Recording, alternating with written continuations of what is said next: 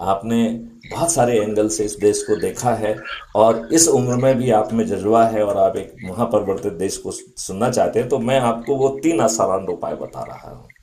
हाँ बताइए पहला सर, वो उपाय बताइए। होगा, contempt of the court act repeal कर दिया जाएगा। ये कानून में प्रावधान होगा, मतलब एक तो रिपील हो जाएगा तो वो कानून नहीं रहेगा। दूसरा हाँ जो है, अपील एक की जगह दो कर दी जाएंगी। एक अपील अगेंस्ट द जजमेंट है और एक अपील अगेंस्ट द जज है।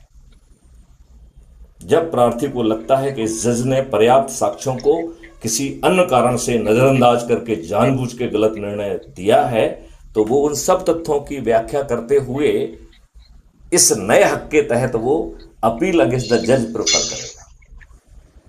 इसकी सुनवाई की व्यवस्था ये रहेगी कि उन जज महोदय को कटघरे में खड़ा होना होगा और उन्हें अपने जजमेंट को डिफेंड करना होगा। यदि वो अपने जजमेंट को डिफेंड नहीं कर पाए तो वो डी पैनल हो जाएंगे। इसका मतलब है भविष्य में किसी भी जज को बाहर करने के लिए कोई महाभियोग नहीं चलाना होगा। वो जी। अपने जजमेंट को डिफेंड नहीं कर पाएगा और वो डी पैनल हो जाएगा। इसका मतलब है वो जज नहीं रहेगा। तीसरे उपाय के तहत उसके गलत कर निर्णय के कारण जो लोगों को लॉस हुआ है, जो सम्मान की हानि हुई है, जो पीड़ा हुई है, उसके लिए उसे लाखों का और करोड़ों का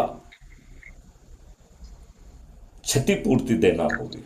हाँ कंपनसेशन तो उसे देना बनता है, वैसे क्षतिपूर्ति, बनता वो है। भी लाखों और करोड़ों में। अब मैं आपसे कहता आजकल हूं, जो। अब मैं आपसे उल्टी बात पूछता हूं।